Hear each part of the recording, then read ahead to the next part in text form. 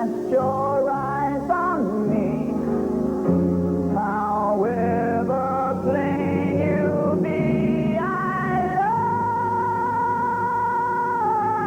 you. I love you.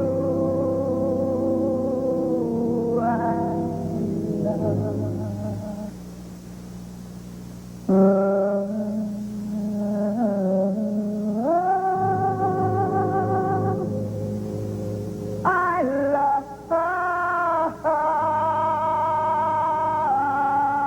love you.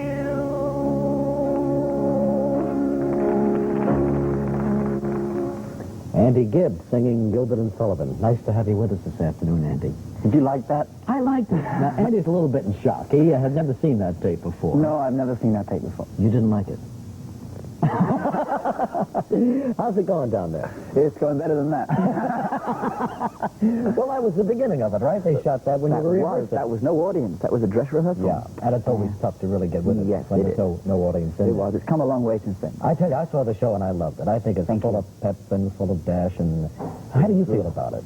I'm just thrilled to be in it. It's we had such a great cast. As you know, Barry Bostwick, Pam Dorber, Joanne Worley, Paxton Whitehead. And we've all just become so close. It's just fun to do every night. Now, when they first told you about this, Andy, how did you feel about it then? Were you a little bit scared? Yeah, I was a little scared. A little doubtful if I could do it, if I could actually pull it off. But when I went and saw the show, the same night as I was asked to do it, and they asked me to stay in New York and go to see the show. So I went and saw it, and I just fell in love with the role of Frederick. And I thought, well, that's an easy role. If anyone could do it, I think I could do it. And I don't think I would have felt the same way just going and see any other play. That play particularly just hit me, and I really felt I had to do it. Have you ever had that kind of experience before on stage? Actually, yes. When I was 15 in Australia, I stayed 3 weeks in the role of Cinderella. In the play Cinderella, I was Buttons. Oh, Buttons. I played the role of Buttons, I see, yeah. And in pantomime. But that was in a 2,000-seat theater for 3 weeks. And that was it. And that was the only experience I have got. You busted And it shows. So how nervous were you on opening night? Opening night, I was nervous. Yeah. You see, well, don't forget, we opened on June 2nd for previews. And the official opening was June 10th. Right. And I kind of felt, right up to June 9th, I felt that we'd already opened the 2nd, I thought all the nerves had gone until June 10th came. And then everything went wrong. Again. Is there anything you do to kind of calm yourself down before a show like that, show opening?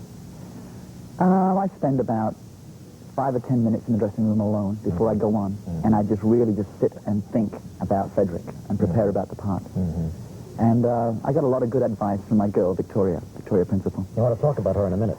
Yeah. Well, but anyway, she gave me this advice of just preparing, and it really helps me considerably. I tell you, where you really come into your own is where you're singing to all the ladies and they're standing in front of you. Yeah. I really feel like you're at your most confident right then, and you just really shine. Yeah. It's certainly, I don't know, I put so much into that moment that I think I sweat in that song more than any other song in the show. Well, it shows. It's terrific. Now, let's talk a little bit about Victoria Principal, because one afternoon I'm home. I rarely watch daytime television, but I'm lying on the bed, and I've got, I guess it was John Davidson on, and there you are as a show. And they had a little surprise for Andy. They found out that Andy's favorite girl at the time, the one that he admired the most, but I don't think he had ever met, was Victoria Principal, right? All right. And out she comes. Now, Victoria Principal happens to be one of the most gorgeous in town. I mean, really. And so it was quite a meeting, and it wasn't rehearsed. It was a complete surprise to you. It was a complete surprise. And since then, you two have become what they call an item.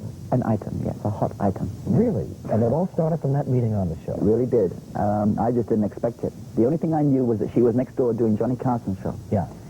And that because of a comment I'd made about her in People magazine, I'd heard that she had a little letter she wanted to give to me. Yeah. And I just watched her on the monitor in my dressing room, and somebody told her I was doing John Davidson. And she just, right in the middle of talking to John, I think John had a clue, because he said, "You like Victoria Principal, blah, blah." And I thought, what's all this coming to? And then I just looked up behind me, and she stood on the, right here at the couch behind me with a card in her hand. And she was gorgeous. Oh, yeah.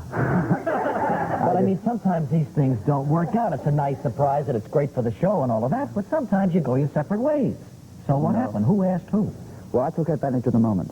Did you? And yes, I did. And I asked her out, and we've been together It'll be 7 months now on July 6th. Really? When you say together, how together are you? Very together. Ah, very much so. Yes, say no more.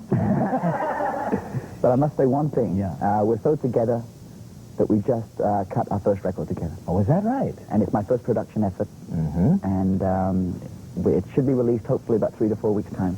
What's the name of the song? It's All I Have to Do Is Dream, the Everly Brothers song. Oh, yeah, sure. Yeah, you and Victoria. Me and Victoria. Well, that's our great. first record. Yeah. What do you think is going to happen to this togetherness? I don't know. We just take it day by day. Yeah. Well, you both we're have very, very fond of schedules. each You're other. downtown. She's working on Dallas. and- She's in Dallas right now. She's in Dallas actually, right shooting, now. yes, but she'll be home tonight. Yeah. So give my regards to her. I will. I'm glad that it's still going on. Thank you. I wondered what happened to that romance. Really? Well, it's still going strong. And what about your fans? Aren't they a little disappointed? I get, a bit of mail Yeah. about it saying, please don't marry Victoria, or to Victoria, please don't marry Andy, because Yeah. I love him or whatever. But, I don't know, a few fans I have met are quite happy for us. Good. Well, I am too. Andy, thank you Thank so you, much Regis. for coming by, and good luck My with the pleasure. Pirates of Penzance. Thank you. Okay? Nice to have you with us today. Andy Gibb, and we'll come right back and take a look at the complete Scarsdale medical diet in just a moment with Sam Sinclair Baker.